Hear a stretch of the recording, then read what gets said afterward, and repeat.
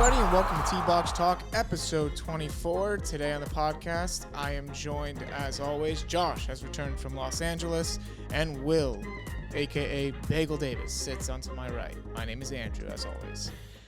Today on the show, going to be doing some weekend roundup. We're going to dive into Josh's trip to L.A. I have some questions for him.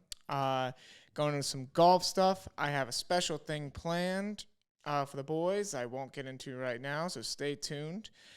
Maybe talks a little bit of football. Maybe just probably me and Josh talking some football.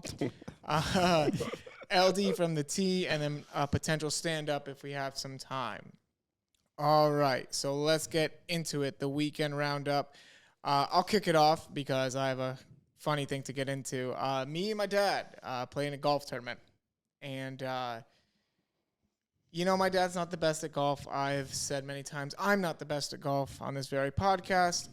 But we invited two other friends that I thought were going to carry the team. And we shot even. We shot even. At least you're honest. Oh, yeah. That's an honest score. We did not cheat once.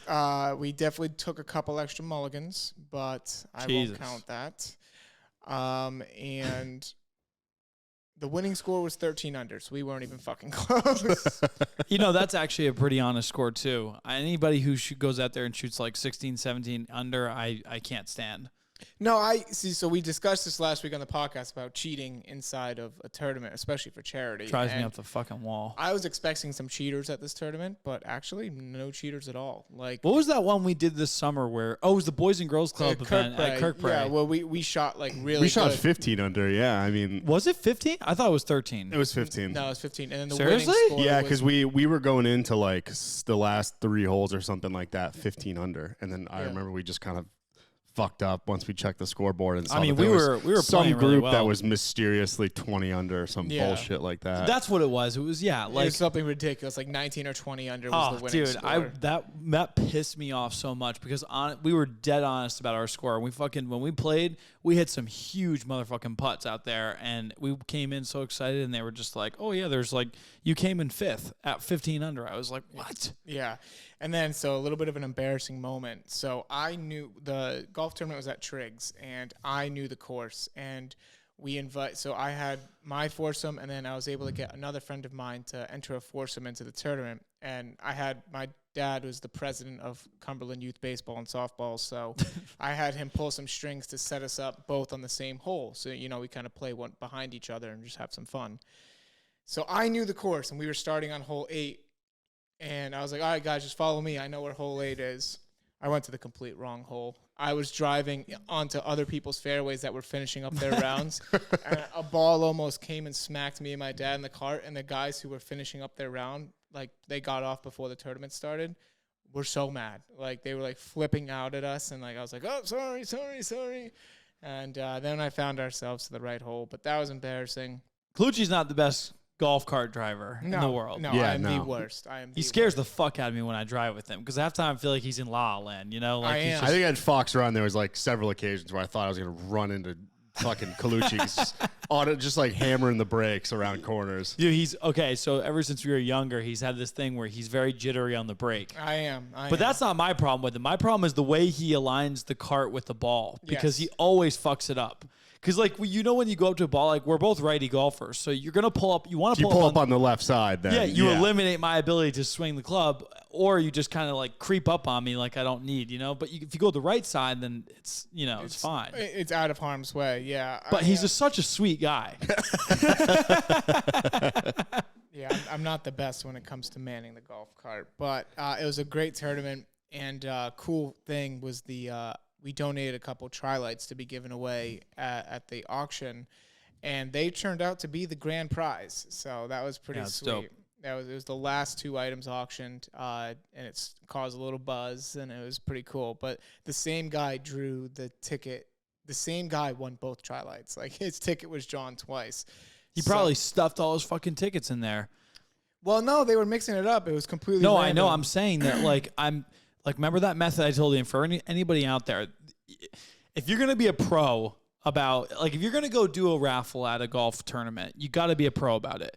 And the reality is like, if you go and diversify your ticket spend on $20 worth of tickets or $40 worth of tickets across 15 baskets or 15 items, you reduce the chances of your odds of winning something. So what you do is you find something, the best thing you want, or at least maybe two things, and you just hammer them both with all your tickets. Yeah. And then shit like that happens, and it's like, dude, because that's how I won. I've won insane prizes. Like, we probably won $1,000 or plus worth of golf at Kirkbride a couple years ago when I put all my tickets in on 4 free foursome rounds at a private country club and won. So yeah, he ended up giving the second one back, which was nice. He was so like, who won it after that? Some other guy. Nice guy? Oh yeah, they were pumped. Like it was it's it was lit. really cool to see. I mean, if they're golfers at that tournament, it's like something that a push cart's an interesting thing. Like, it's a niche product in the sense that like there's a community of walkers out there that want to walk. But then like if you were to receive a push cart like that, that's really nice and it actually works. It would get you into it, and it's like a whole other product, like a whole other way to play the game that people don't normally think about. So it was a little awkward though. It wasn't awkward, but it was a little funny because like I didn't like want to like showboat because the other prizes that were donated to be auctioned off were, not the most expensive items. Right. It was like my item was clearly the number one, highly donated thing. really, King of the Castle. King of the Castle. So I didn't really like showboat that it was mine. it's not showboat, Andrew. It's you didn't really take credit for the gift. Yes, exactly. You're not showboating. You showboating would be you standing up and fucking dancing on stage going, I gave the try. So anyways, the person who won the second one came back and was sitting at the table right behind me. And like I heard him and all his buddies start talking like, they're like, oh, holy shit, man, that thing sells for so much on Amazon. That's a nice fucking cart. That's awesome. And I was like, hell yeah. This kid's so fucking cute. Oh my God. It was awesome. And then I ended up going to the Patriots game, but I can get into that later. It was a great day. Great weekend for me. Before we get to Josh's LA trip, Will, how was your weekend, my friend? It was good. It was a good, like, chill weekend for the most part. I went home to Connecticut to see my family. My aunt and uncle ended up showing up, and my uncle Chris, who's a car collector, bought another car, and he drove it there so we could see it that night. And it may not arouse you guys in any way. It definitely aroused me. I sat outside probably for a half hour just staring at it. But it's weirded me out with that word. Yeah. I was thinking the same thing. I was like, I don't know. Well, for our gearhead listeners, it's a 1994 BMW E43 525i Wagon. That's a mouthful. But it's got 53,000 miles. He bought it from Seattle. And I've definitely got a picture we can throw up for the video cast, but it's just a beautiful looking car. My dad actually ended up offering money for it, but it's just a classic old school wagon. Your dad wanted to buy it off him? Yeah, he offered him like 23 or something like that, but didn't he just buy it? He just bought it. I mean, I think he was like kind of slightly joking, but either way, it was a really cool car. And like I said, my uncle's a big collector, so he's got a ton of old vintage cars, classic cars. Do you let you drive it around at all? No, I had a few drinks. I wouldn't want to put myself in that position either. I'm such a fucking tech snob, dude. Like, I don't at this point give a fuck about cars other than the fact that they could drive me around to and from, and drinking and driving would never exist again, Yeah, like self-driving? Yeah, dude, like right now, like tomorrow, I have plans to go into Boston on a date, and I'm thinking to myself, like, I don't want to fucking drive an hour into, like an hour after work into traffic into Boston, and then, like, have to the drive looms over you the whole time. The drive looms over you because like then I gotta like have one drink at the bar, and when I drive home, like I have another hour of fucking driving. Like imagine a world. Nah, I'm not gonna get into it. I mean, like for me, it's like anytime I go on a trip, like one of the most fun parts of the trip for me is like using Turo and like getting a cool car to use for the weekend. Even if it's completely unnecessary. I've never done that, Will, but I really should have. Like, I just don't think I've ever really had the money or the person with me to do that. Like, I feel like that's like a girlfriend thing to do. Yeah. I mean, I wouldn't do it alone. I don't think. Like, I wouldn't. Like, it's nice to have like someone with you, like to experience that with. So, that's for me. Like, getting able to rent a cool car and like drive it somewhere for a weekend. That's like, cool. That's fun for me. That's a whole other thing. I mean, driving to and from work is the bane of my existence. I'd rather just appear here if that was fucking possible. Or, I was trying to ride my bike over the summer, but that didn't happen. That was a big one of mine. But Yeah. regardless, that was fun on Saturday, and then Sunday, my dad, my girlfriend, my friend Obi, and I went out and played golf at Tallwood. That's the course Ranger Dave works at, as you guys know. Oh, it is. Yep. So we went out and played 18. It was a lot of fun. I shot a 76, which was really good. I ended up, and I told you guys this, but I've been playing this course for my entire life. Literally, I played it when I was in elementary school, middle school, and then it was my high school golf course. And the 10th hole is a 320-yard par 4. And every time you get up there, and there's water right in front of the green, so it's either you go for it or you lay up. And every single time, you got to go for it. So the first time in my life, I drove the green, stuck the ball 2 feet from the pin, and made the eagle putt on a par 4. So I've never made an eagle on a par 4 before. So That's awesome. That was really cool. And then I finished 1 under on the back 9, which could also very well be a first for me too at that course. So. That's really cool. That's awesome. So it's probably not my last round of the year, but if it was, that would be a fantastic way to end it. No, dude, fall golf. It's fall golf. Yeah, time. I'm shocked that you're saying so early. It's the busy season, and I'm going to be out, out of the country for a week. So, that's like prime time. That date range, the beginning of October, is like prime time fall golf. Right. And then all the fucking leaves fall off the trees, and it's the Skeletor kingdom out there. Yeah.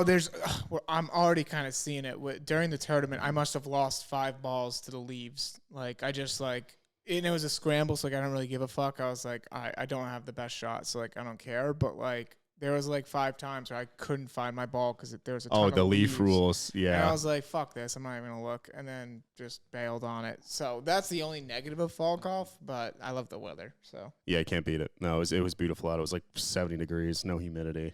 Oh, yeah, when we played on Saturday for the tournament, it was 65. You live for that. It's fucking beautiful. Unbelievable. That's definitely you get that for a month here. And you just gotta treasure that month. Yeah. And then it drops down to 30 degrees in November. That's it. New England, baby. Yeah. So yeah, that wrapped up my weekend. Nothing crazy. And I heard Marissa just rode shotgun, or did she play? No, she drove the entire time. And then after a few drinks, she got the bug where you start looking for golf balls, and then you just find golf ball after golf ball. That's pretty cool. I'd be out playing, hit my shot or something, and Marissa's just gone. She just disappeared in the woods.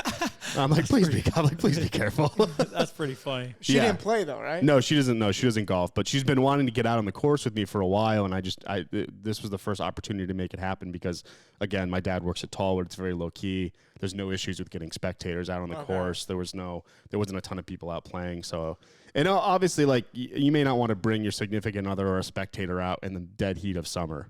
They might not have a good time just sitting there and sweating. So facts. Yeah, I agree with that. All right, so Josh, the LA trip. I feel like this is the 3rd week in a row that you've just skipped over my weekend roundup. I feel like I had such a good weekend. Okay, you know what? Yeah, you had All right, so we'll table the LA trip for now. You went to New York City this weekend. I played Fiddler's fucking Elbow, baby. Oh, that's right. Fiddler's Elbow is in Hoboken, I think. It's in New Jersey. We was pretty far away, actually, from Hoboken. But it's in Jersey, but I stayed in Hoboken, and I was going out in New York City. And, dude, so many people. It turns out, I know so many people in New York City that I just didn't know were there. And I'm looking so forward to visiting from here on out. But, yeah, Fiddler's Elbow was super. It was insane, dude. There's 3 courses in one. And the pro shop / what do you call it? It's not the pro shop. It's the facilities. What would you call it? Clubhouse. The clubhouse, The right? clubhouse. Yeah. The clubhouse. The clubhouse was the nicest place I've ever seen in my fucking life. There's no clubhouse. TPC bought, nothing even came close. It looked like a clubhouse from fucking the era of Harry Vard and Francis We Met. It was perfection. They had showers there. They had fucking, shaving cream of. They had a whole supermarket of gentlemen's Have you ever, dude? self-care. Okay. I wasn't there, but we've seen some videos, so we can populate some up on the screen while Josh is telling us. I'll tell you something too. I came across something that was weird, and it all started to make sense to me. And I've never seen it at a country club. Maybe I just haven't been to that many. I have a guess what it is. What do you think it is? Porn magazines? No, you dirty guess little what? fucking rat. What the No, fuck? I don't know. The way you were setting that up, I was no. When I went to Fiddler's Elbow and I went down into the men's clubhouse, I saw this wide array of fucking showers and private stalls and fucking all these shaving cream and cologne and hand cream and face cream. It was weird. I've never, like, I just feel like that was wild to me. Mouthwash even. And then as I was walking down the hallways, I saw a room that had a chair in it. And behind the chair, like once I went beyond it, was a bed in the clubhouse. Oh. And I started to put it all together, and I was like, wow, this is some gentleman's club, you know? That's And it was like crazy, dude. I was like, so this is where guys just like bring their mistresses, and then they go like they go for a quick shave to get the smell of whatever they got on them off. Jesus. It was bro. crazy. I've never seen it before in my life, but really cool. Really, really cool. Love not awesome. that part, but well, I don't know. It depends on who you are or how you are, but it was, the whole thing was cool. It was a hell of an experience. How was the course itself?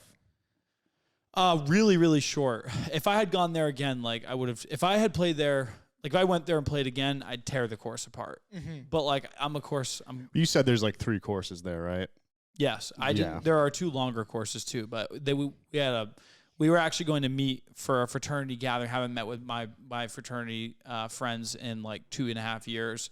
And we did it. We had an open bar. Then we went out to this place, and it was like a 3-tier bar with a rooftop on it. You got a view of the Empire. Like we were probably a couple hundred yards from the Empire State Building. It was dude. It was one of the coolest things I've ever done in my life. Loads of girls, loads of good music. It was, oh man, it was one of the best weekends I've had in literally like a long, long time. And I rekindled so many friendships that I've lost through COVID. You know. It's weird. People don't think about that, but like it wasn't just because we left school. We left school and literally were not able to hang out with people. No, yeah. At Quinnipiac, they like were instituting these rules that if you had X amount of people over your house that didn't live there, But even after But even that, like this the license plate bullshit, or like I remember I got pulled over coming back from golf one time from Connecticut to Rhode Island, and I got pulled over for speeding. But the guy let me off with a warning. I'll just say that. But he gave me more shit about the fact that I was in Rhode Island with a Connecticut license. That's exactly right. They had people forget that like to go to Connecticut from Rhode Island when that was going down, they had brought in the state guard, I think, or the National Guard. National Guard, that's what it was. And they had fucking like tanks on the closed highway. the borders. Yeah, and it was just like you eliminate that ability to be friends with someone for like a year and a half.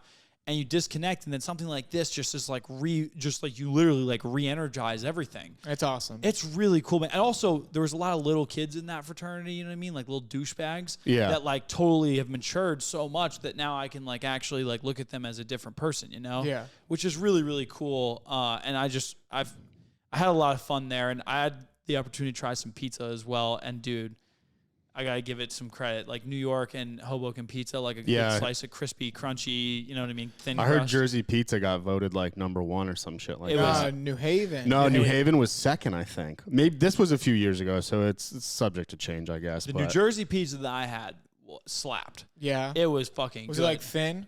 Dude, Andrew, it was so thin. There was no New York flop. It was fucking absolutely the crispiest, most crunchy thin. Geez, Louise. I had one slice and then I had a vodka. They do that there where they do like you know how it's so wild. They do vodka pizza, vodka sauce Penne pizza. vodka. Yeah. But they don't put like noodles on it. It's just penne vodka sauce on it. Yeah. Which I had tried. I thought it was okay, dude. But it's funny how Prez is so right about that. Like the classic fucking slice is it. You know what I mean? Yeah. Were they like dollar slices off the side, or were they like legit pizza parlors? No, they were legit pizza. We had tried a couple places. Tony Baloney's. I don't know if you ever heard of that place. I have not. Sounds very Jersey though. Yeah, there's a couple of them that we tried. I would love to go back there though and just go on a tour and just try it like one slice of pizza. But dude, the slices there are a quarter of a pie. They're not dollar slices. I spent like No, it was because like, the dollar slices are that's drunk food. That's not like you trash. are going It's out trash. to try a good pizza. right. food. Yeah. No, it was really cool though. How's the driving? I drove into Connecticut, grabbed my boys, then went up to through New York City, and then into New Jersey. Had to go through the Lincoln Tunnel. Did you know it's $16 to go Over the GW. That too, yeah. But once you go through the Lincoln Tunnel, which is under, and that goes into Jersey. Mm-hmm. Once you go through to get back to New York City, it's $16 fucking. I remember that because my sister lived in Hoboken for a year. And when we moved her there, my dad had to pay like $40 fucking or something for the U-Haul to go through there because it's a oversized car. It was an oversized car. Yeah. I thought that was ridiculous. I've never heard anything like that. I mean, a lot of you guys know, but I fucking hate New York City, and I don't agree with. It's just way too expensive in every aspect. I mean, sometimes there's people who know where to go, and there's cheap food everywhere, and like the locals know that stuff. But like as a visitor, and as someone who spent a lot of time there, like it didn't surprise me, but it seemed like a very excessive amount for a toll. Me too, but I also will say, Will, I think Hoboken actually. It's That's like Jersey. It's though. funny, I know, but they say it's Jersey. It's but right like, outside. It's right outside the city. It's on the other side of like the heart of Manhattan, but Manhattan's like what 3 miles long. It's tiny if you think about it. Like so, New Jersey being lined on it is like the depth of inland Jersey is totally different than like Hoboken. Hoboken is the city minus 50% of the crowd and the cost. That's why my sister had originally moved there. 'Cause it was much more affordable. There's a shitload of younger people that moved Dude, to there was Hoboken. like 10 people in that like part that I didn't even know about. And by the way, some of their apartments were like the things you see in like billions. And it's not even that expensive because they do roommates. Like I don't know how anybody would ever. I don't think kids our age, unless you're like a finance person, can go to New York City and get their own fucking room. It's the stupidest thing ever. No. It's impossible. Yeah. But especially because a lot of these apartments are stunning. Like I was like in a hot dude. I got to show you some clips. After this, I'll show you guys some clips. And we'll maybe put a few. Yeah, in maybe you could put a the few in, YouTube dude. show. But like this, because the dude, one of my buddy, you know Quinn. One of my buddy Quinn, I stayed with him one of the nights, and he was in Hoboken, and he had in his fucking place, he had a golf simulator with like a whole entire like floor of like ping pong, fucking pool. like the lobby. Yeah, It's like so funny you should say that Yeah. because when we were at Alex's apartment in That's the Quincy, thing. his whole lobby was shuffleboard, ping pong, golf simulator. yeah, It's like, what the fuck yeah, is what going is on going here? on here, dude? And he had like he had a rooftop pool that was like straight out of like Nice. you know what I mean? And they had an indoor soccer court. Like what the fuck? You're like in this cement jungle, and then you like open up this one door, and it's like this miniature size like indoor soccer room, and you just punt balls at each other. It's like a resort.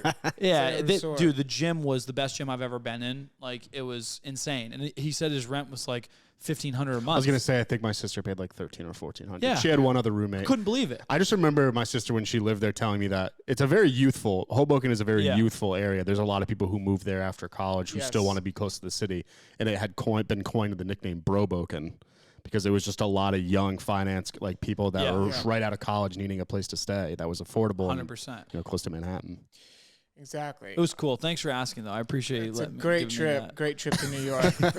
I have a few questions about your LA trip. I'll be quicker with this. I have a few questions about your LA trip.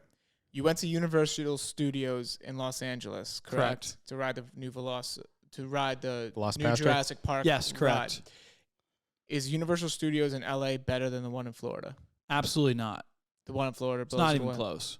It's like 1/10 of the size. Have you ever been to Disney World in LA or Disneyland? I haven't, no. But I also know that one, although that's the original, and also a lot of fun fact people don't know, Universal came before Disney. Nobody I knows did not that. know that. Universal is actually the first one in Disney. And there was a spot, there was an overlook where you got to see a picture of what it looked like in like 1940, the whole entire valley, which is kind of where Universal and Disney are. And they carved Universal into a mountain. That's pretty wild. It is. They had an escalator that nearly goes vertical. That you go up. You go up 8 different escalators in a row to get up the mountain, and that separates the two parks. There's like a bottom park, which is where Jurassic World was. There's a top level park, which is sort of on the top of the mountain, and there's also a huge board. The boardwalk is better at Universal than Universal LA than Orlando. Okay. Which has all the restaurants and shit at it. Okay. You went to what's it called? ISS props. You went to ISS props. What's the coolest thing you saw? You really want to know? Yeah. I'll give you 3 items. Do you want the best first or the worst first? Worst. Or Worst best of of the bad, yeah. worst of the best. Okay, worst of the best. I saw Chris Kyle's sniper rifle From the movie? from or- the movie. Okay. All the sniper rifles from that movie. That's incredible. Second, Is have it you an ever- actual gun?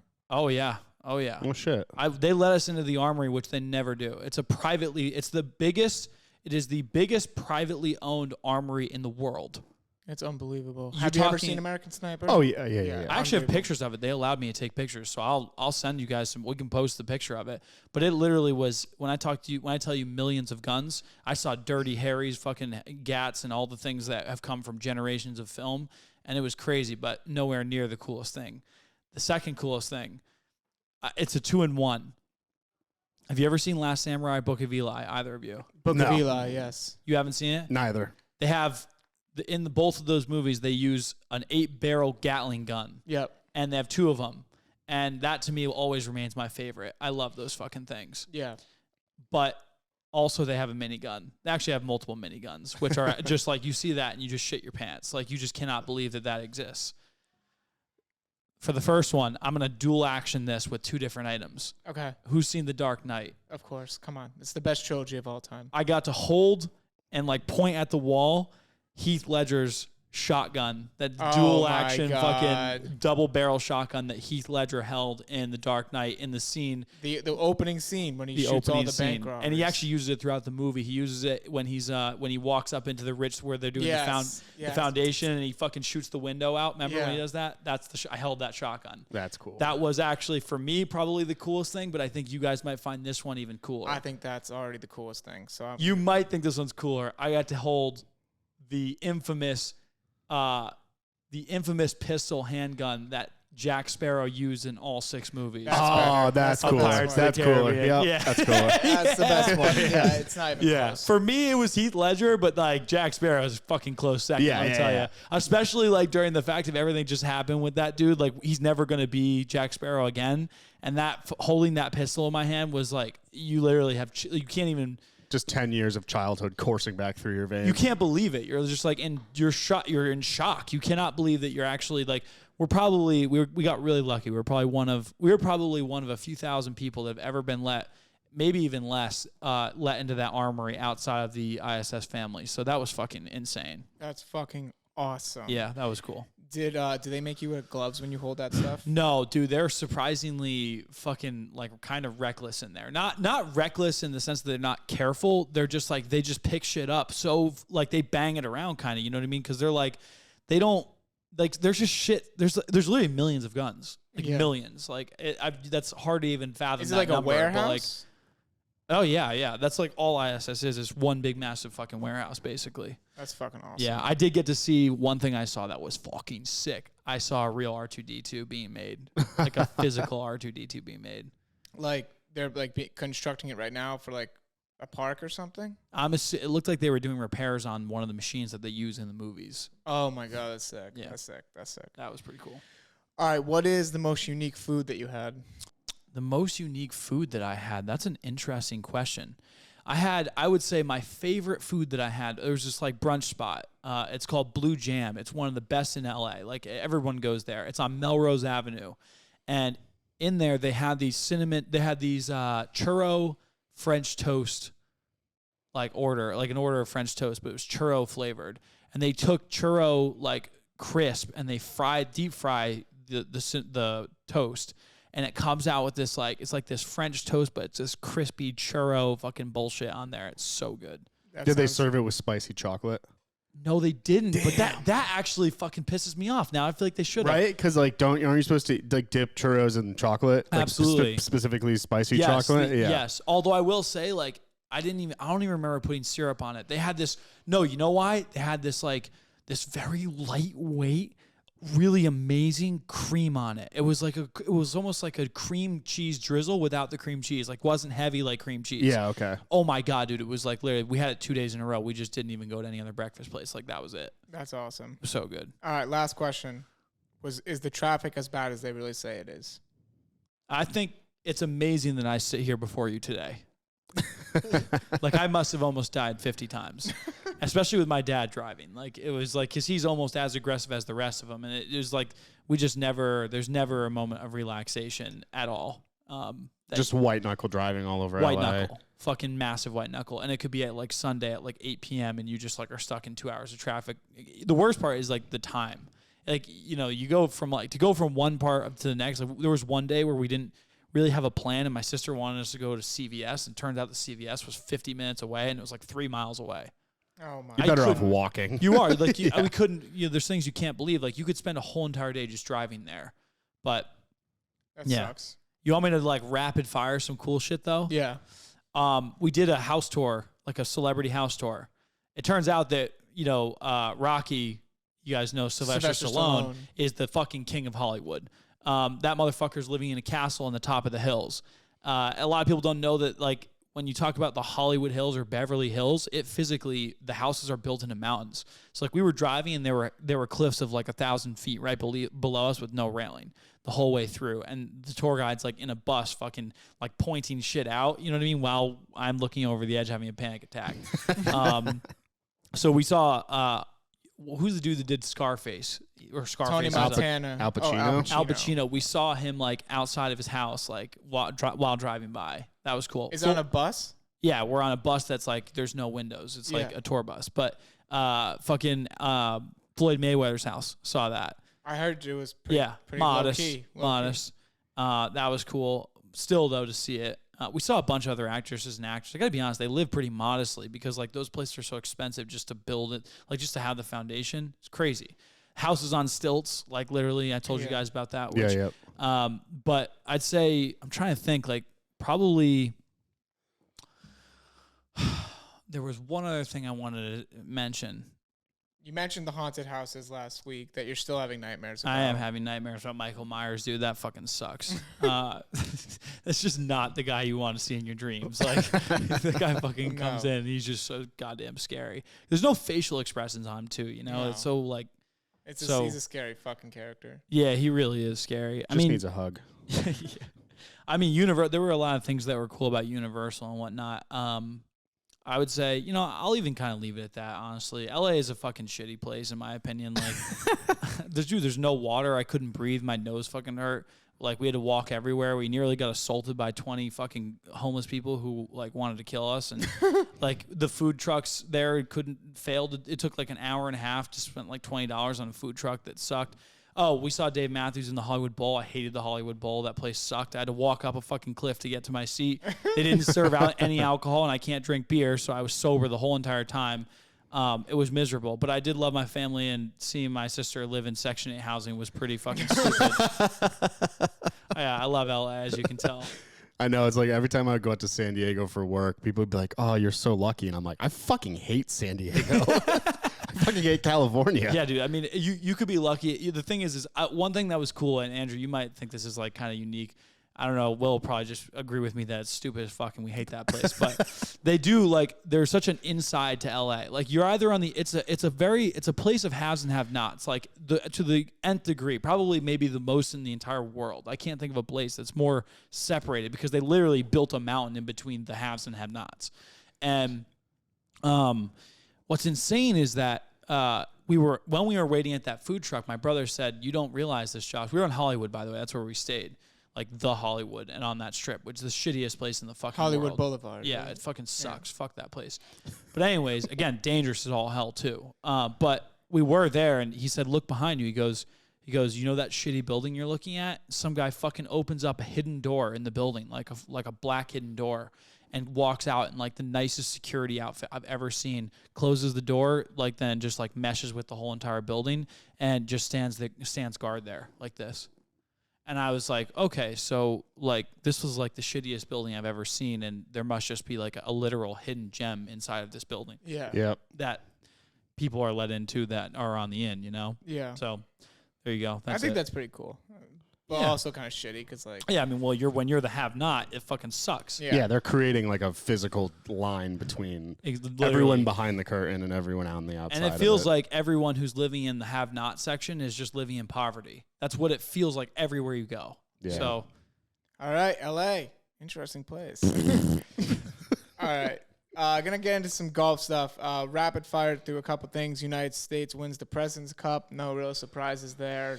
Nope. Did you watch any of it? I didn't really watch TV at all this weekend, so I really didn't have a chance to watch any of it. I had a loaded weekend, but U.S. wins. That's cool. I love these like country events where they like compete against other countries. It's kind of like the Olympics. It's like the Ryder Cup. I think it's freaking awesome.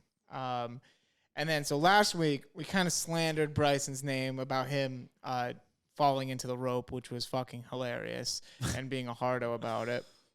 But this week I was reading an interesting article in the New York Times about how, so the New York Times and Kyle Berkshire both credit Bryson DeChambeau for saving Long Driver. The long drive competition was about to go like bankrupt. And if it wasn't for Bryson DeChambeau like participating in it and like raising awareness about it and like making it like cool, they would have gone under. And he ended up saving the long driving competition. No way. Yeah, so It does kind of make sense though. Like I never really thought about long driving. I followed that fucking for the longest time. I know dude. you did. You even have a long driver. Yeah, like Jamie Sedlowski, his generation, when he would fucking hit, you know what I mean, hit the grid and hit 410 yards, 450 yards, like that was insane. Yeah, but so like I think it's the fact that like an actual like tour player was playing in the long drive competitions made it so that like the golf purists would watch it to watch him, you know? Because like outside of Kyle Berkshire, like I don't know any other long drivers. Besides Bryson, I don't But, either. yeah, like but including Bryson. In that, Yeah. I know them by face and by name when I see it, but I don't, like I couldn't rattle off 10 names, you know? Yeah. Jamie Sedlowski would be pretty much the only one that I know outside of Bryson and Kyle Berkshire. I did see that Bryson. I've been seeing a lot of videos of him getting back to like swing training, like speed training. Some crazy. I think he's getting back to where he was before he had all these injuries. Yeah, that's cool. So it's a pretty cool article. And then, all right, here we go.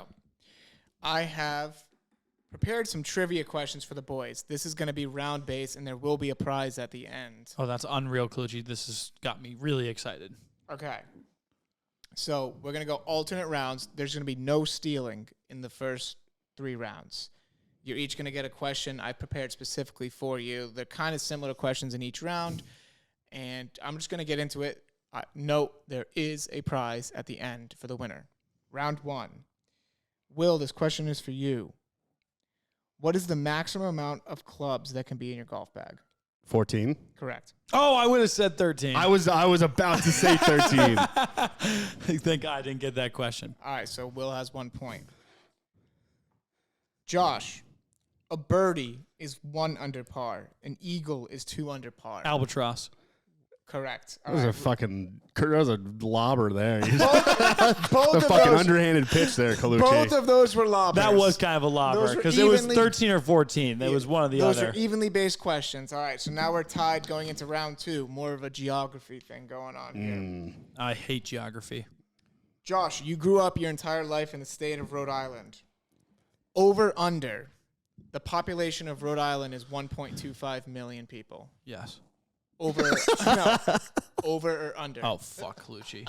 I know that there's 1 million people in Rhode Island, so I'm going to say 1.25 million, over or under? that's over the amount of population in Rhode Island. So your answer would be that the population is under, is what you're saying. What do you Like say? 1.25 is too much. Yes. You are correct. Yeah, baby! What is it, like a milli? It's literally 1 million. It's 1.1 million. Yeah. 1.1 million. Sounds about right. Will, you grew up a lot of your life in Connecticut. The population of Connecticut is 3.5 million people. Is that under the actual amount or over the actual amount? I think that's under the actual amount. You are also correct. Wow. 3.6 million people. That's live in the pretty state of cool. Connecticut. Wow, good questions, Kluji. So now we are tied going into the final round. You will have to use your brain for these answers. That's my only hint. Will, this question is for you. I have back to overtime back. questions prepared if we need to. What is the largest desert in the world? The Sahara? Incorrect. Dicks. Fuck. Josh, for the win. If you enter a dark room with one match and have kindlewood, an oil lamp, and a newspaper, which one do you light first? Holy shit, dude. What? You got me freaking out right now, man. That's a wild question. Okay. A match, an oil lamp, a newspaper, and Kindle. Which one do you light first? Do, do, do, do, do, do, do. This is obviously a trick question, but then again, it could be an inverse trick question. So, like, You enter a dark room with one match and have a kindlewood, oil lamp, and a newspaper. Which one do you light first? I know this one. do you really? Yeah. It should. You would think it would just be matched, so you could light the oil lamp. But are you saying the oil lamp is lit? You enter a dark room with one match and have kindlewood, an oil lamp, and a newspaper. Which one do you light first? You have to say final answer after. Dude, this sucks. I feel like an idiot right now. I feel like the dumbest person on planet Earth. Trying to think this through is insane. 10, 9, 8, 7, 6, 5, 4, 3, 2, 1. Newspaper. You had it. You didn't say final answer. It was the match. How are you going to light anything else if you don't light the match? I hate you. I hate that game. I feel like an idiot now. And I was going to say the match. I was right on the inverse, though, right? Yeah. It's It's just question. the match. It's a trick question. I looked up a fuckload of trick questions.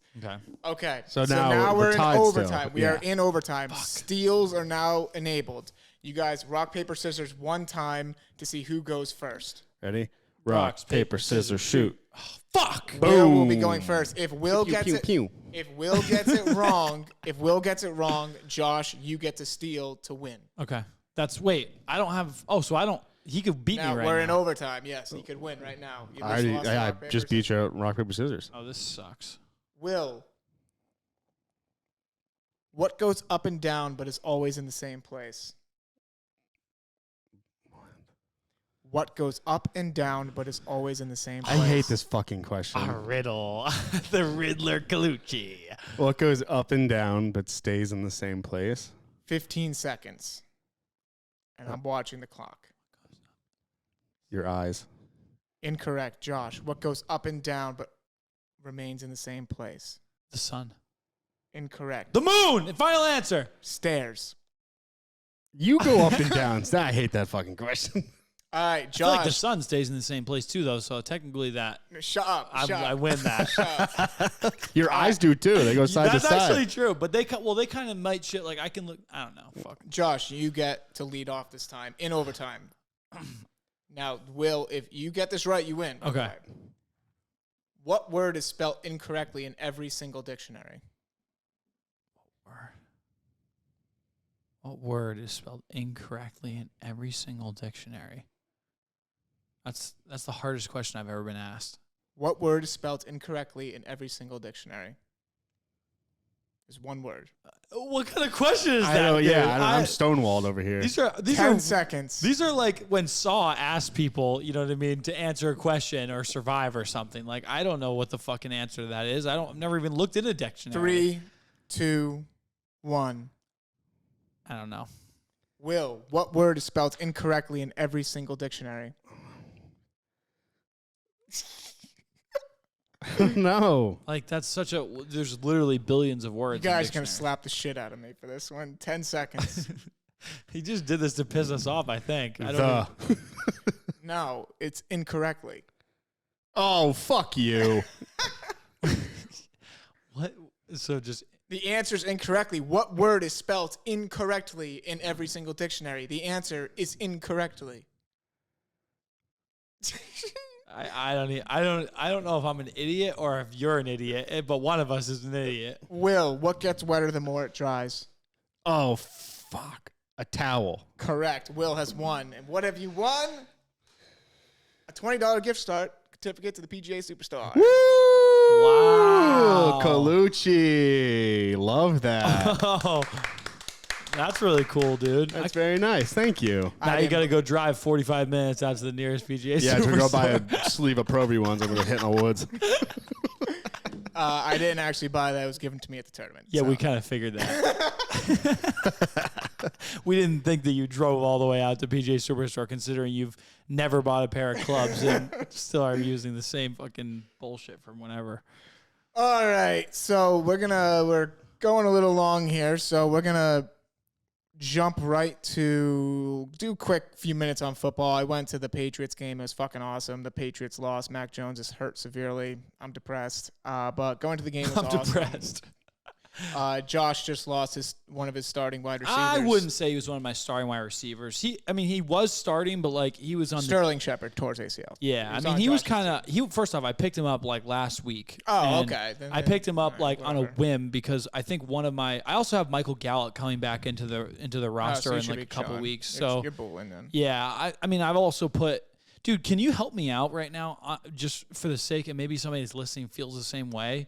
Fucking what is a waiver claim? Well, no. So like, I understand that like everybody has a certain order based on their win percentage, right? Or if they win, like wherever they rank. But like, why is it that when we're in gameplay, we can't fucking grab a player off the and put that in earlier? You know? So when a player is dropped from a team, he goes waivers for like 24 hours.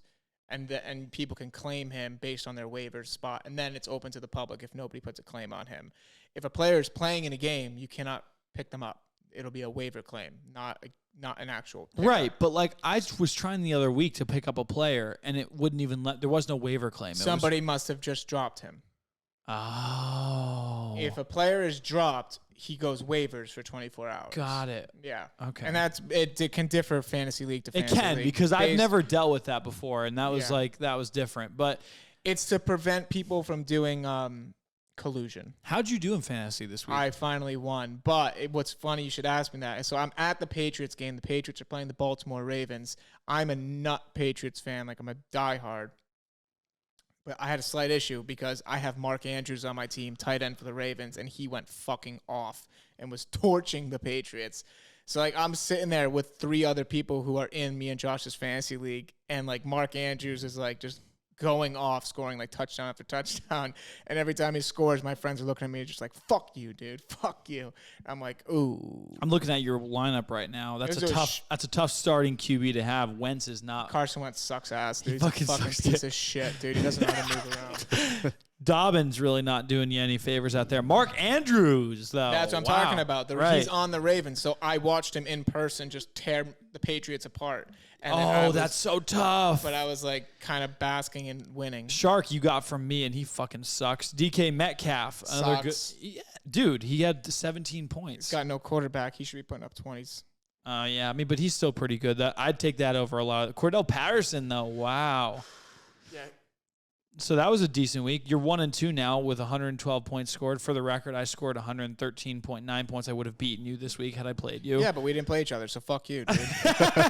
Also, for any football fans out there, if you ever get the chance to see Lamar Jackson play in person, go. It is incredible. He is so fucking fast, and to watch him in person just like glide around and just do whatever he wants is a really cool thing to see. So I highly suggest going and seeing Lamar Jackson in person if you ever get the chance. Colucci, I got a couple things going for me right now.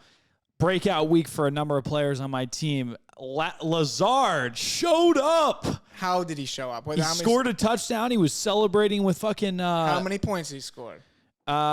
He scored, let's take a look, 14.5. That's not that good. Dude, he was scoring zeros, and he's coming off injured. Well, he was scoring, like I'm saying, when he played, he's done is ascend since his injury return.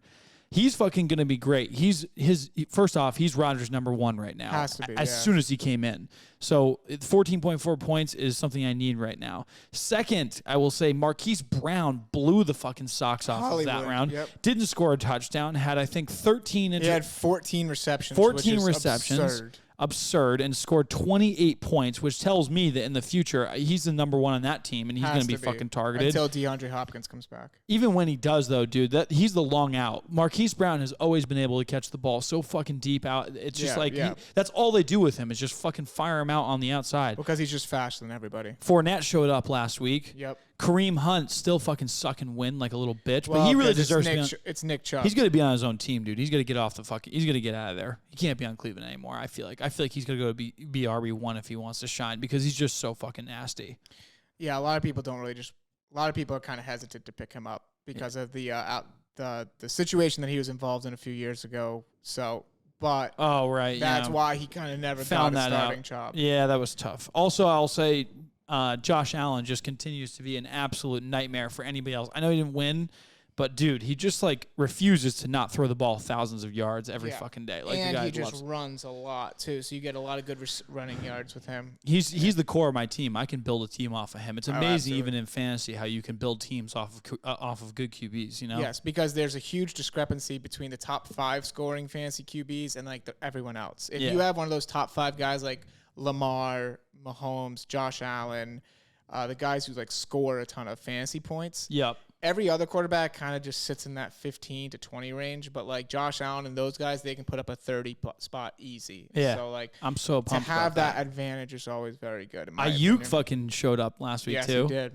Dude, I'm telling you, I got a shot right now. That one loss is like, and I was not far off from winning that. It was like literally, if Josh Allen had finished the game out last week, I would have won. That's the issue. The Bills are so good that Josh Allen might not be playing a lot of fourth quarters for you. Because that's kind of crazy. Blow everybody out. That's fucked when you think about it. Yeah, like they're that good. I did have one question I was going to ask you. Shoot. How do you feel about going forward with the Mac Jones injury? Where do you think we're at with that? I think the season's fucked if he doesn't play. As much as he like hasn't been playing great, and he makes like in that Ravens game, he made a lot of great like throws, especially the deep ball. He was connecting with Devontae Parker a lot. Devontae Parker came up 2 yards shy of his career high, but he just makes some fucking idiotic throws sometimes and decisions. Even with that said, he is the guy for us, and I don't think Brian Hoyer is going to do much better. And I've met Brian Hoyer in person. He's a freaking fantastic guy. We met him at that charity golf tournament. He was great. That was the day he signed his fucking his extension. Yeah. Yes, with the Patriots. It was super cool to meet him. I Who hope was the other guy we met, Kluch? Steven Gostowski, Teddy Bruschi. We met the big motherfucker that hit. Yes. Oh my God. Yeah, I don't know how I was forgetting. Rob Ninkovich. That's what it was. Yeah, he was really cool too. So, I don't know. The Patriots are in deep shit, especially because it just came out that Mac Jones has a severe high ankle sprain. He's getting a second consultation, so it's looking like probably 6 weeks. Yeah. Are you shitting your britches going into this week of fantasy? Yeah, I'm playing a pretty tough opponent now.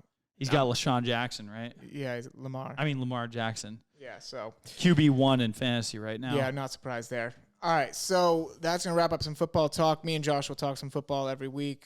I love talking football. So it's T-box talk, baby.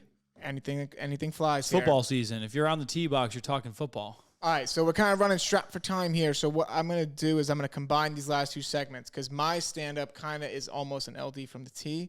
So you guys can choose which one you guys want to do, like if you want to rip off an LD or rip off a standoff joke. My stand-up's a lot shorter than my LD, so I'll just do stand-up.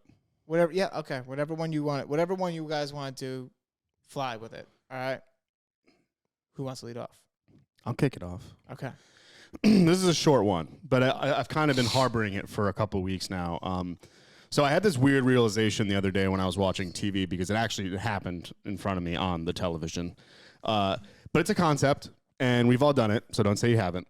But when someone approaches you and says, "Does this smell weird?" or "Do you think this smells weird?" without question, you automatically put your nose to it and smell it. Correct. Even though someone just alluded to the fact that it probably fucking smells. Which brought me into another realization. It's like when you fart and you know it's going to smell, but you almost make an effort to smell it quicker than everyone else. like maybe it's because you want to alert the troops, or maybe you're just proud of it because you made it yourself and you're setting it free to be independent in the world. Yes. Yet when your buddy farts, it's the worst thing in the world, and you start to contemplate the friendship. Yes. Yeah. So those 2 things just occurred to me the other day, and I wanted to share them with you because there are times when you make a little toot and then you immediately go because you want to know how it smells before anyone else smells it in your vicinity. You gotta love your own brand, man. You gotta love your own brand. I actually have to say, I think that's my favorite stand-up you've ever done. That was so fucking short and to the point and funny as fuck. I can't reach it, but I would give him a little applause there. Good job, Will. Good job, Will. That was great. Farts. That was really Fart jokes. Fart jokes always play. But he's absolutely, I mean, there's so much truth to that. Like, he's right. Like, you know what I typically do?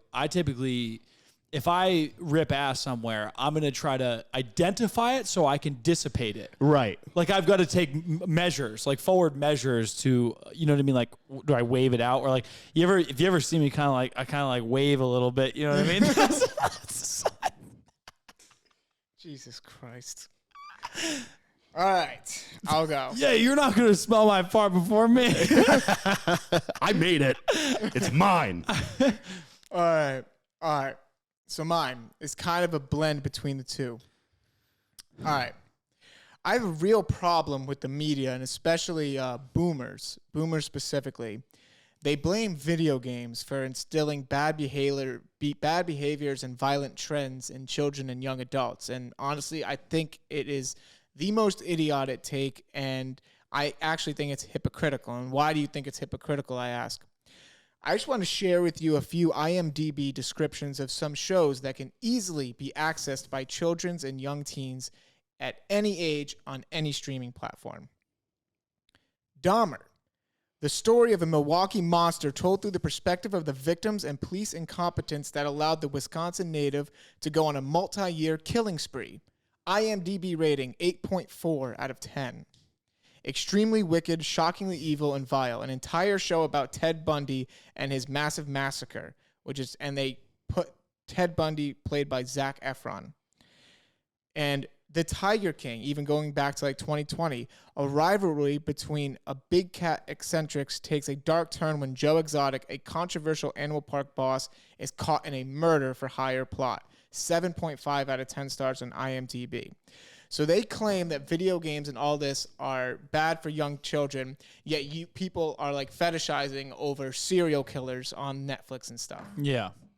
I mean, we talked about this the other day, and we have a fan in the room, so I don't want to.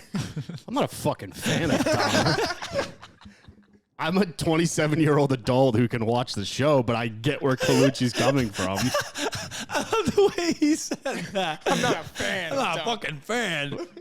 No, I agree. To me, I see that on it's like the #1 movie on Netflix right now, and I just want to cry about it because I just you just feel so dude, the families who are genuinely impacted by how many people was They're it? not catching a single cent of that show. Well, how many people fucking was it? 30 people he killed? 17. 17? I think 17. So he kills 40. Guy kills 17 people, and those families, it's not like the death goes away, and then all of a sudden Netflix fucking puts it up on a podium. Netflix is glorifying Jeffrey Dahmer, And I don't, honestly, it's interesting because I don't blame you. I don't blame the viewer ever.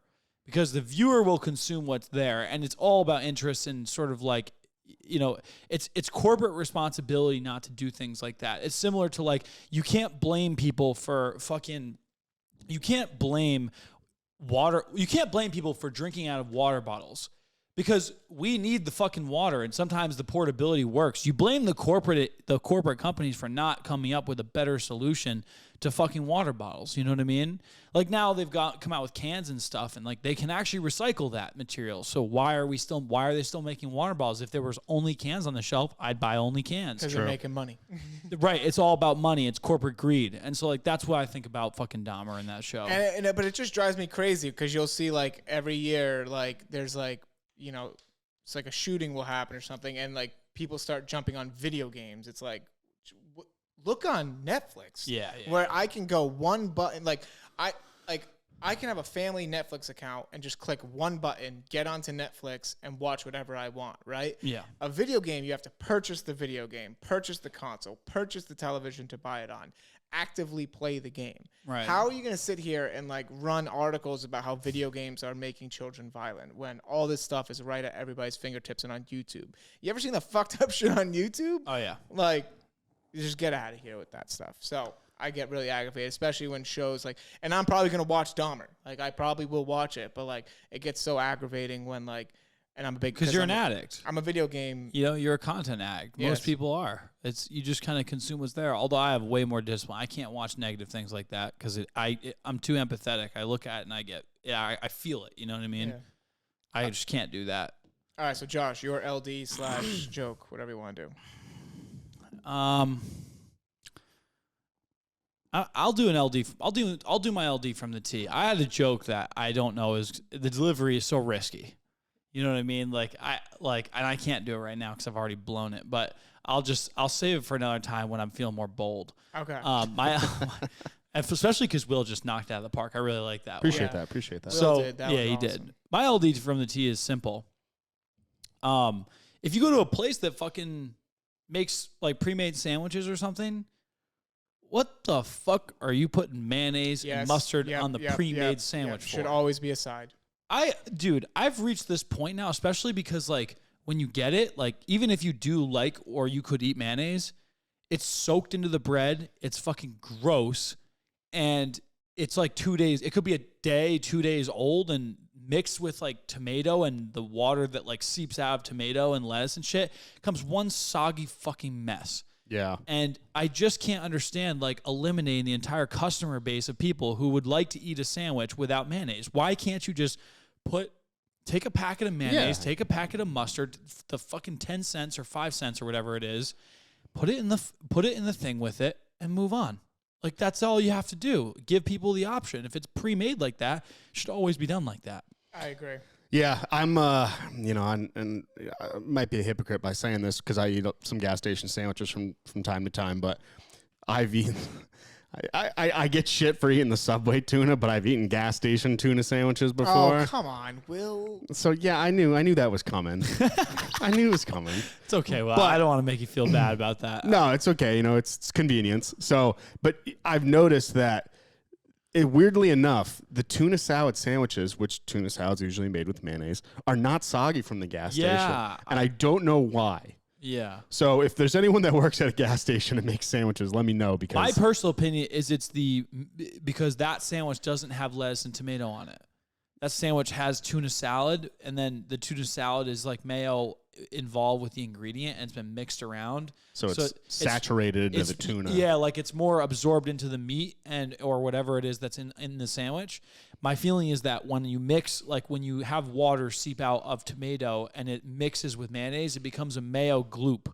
And the absorption of water into the bread allows the moisture from the tomato that goes into the bread that makes it soggy, right?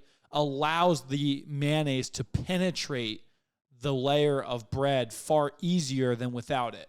It's fair. So if you have a sandwich that has like tomato on it or something like that, but I'm even going beyond that and saying like if you don't like mayonnaise or you don't like mustard, then you're not going to be able to buy the sandwich. Like you just won't. You're just out. You're not a customer. Whereas someone who likes mayonnaise or mustard, if they could had a packet or something, then whatever, they can just put it on themselves, and you still win all the customers over. It's just a stupid fucking thing, and I'm voicing my fucking opinion about it. Like LD from the T, baby. Now here's the thing though, and this will be probably the last thing here, but there's something that happens that not everybody talks about. You know when you get like fries from a pizza joint and they put the ketchup bags inside the fry box or something, or like I don't ever want that package touching my fries though, because those packages sit within themselves and get dusty, and they come from warehouses and they just sit in packaging. When was that even packaged? What has that package touched? And now you're just throwing it in with my French fries. I don't even want to use it, and now I have to just ask me my fries. I'm like, Jesus Christ, what germs were on that ketchup packet? Let me ask you something. Has that ever stopped you from getting fries? Fuck no. Guess what? The mayonnaise and the fucking mustard spewed all over the place willy-nilly has stopped you from getting like thousands of sandwiches. I agree 100%. That's why I don't like Starbucks food, because all the sandwiches are pre-made. So my argument, I agree with you, lesser of two evils. I agree. Okay, I could say. Because how would you have felt? Let me use your thing and like turn it on its head. What if instead of including ketchup packets in the package, they fucking took a big fucking bottle of ketchup and doused your fries in it, and they were all soggy with ketchup that you didn't even want on there? Well, I hate ketchup, so you'd throw it back to the chef, I actually right? wouldn't eat it. I just throw it out. Yeah. So okay. Yeah. I mean. All right. So yeah, the lesser of the two evils is I'll try not to think about the germs that might be on the ketchup packets. I mean. Ketchup packet. Ketchup packet. But yes, I agree with you. And that's going to wrap up episode 24 of T-Box Talk. Thank you guys so much for joining in and listening. Please rate, review, and subscribe. Tell your friends, tell your family. Follow us on all social medias. We're on TikTok, Instagram. This will be coming out on Thursday. There's a flash sale going on OMADA Golf for the Tri-Light. 20% off. Use code FALLBALL, FALLBALL. The sale will end tonight. This is coming out on Thursday. The sale will end tonight. And stay tuned. Get on the email list for our Black Friday deals coming up very shortly. Thank you so much for listening and have a wonderful day. See you.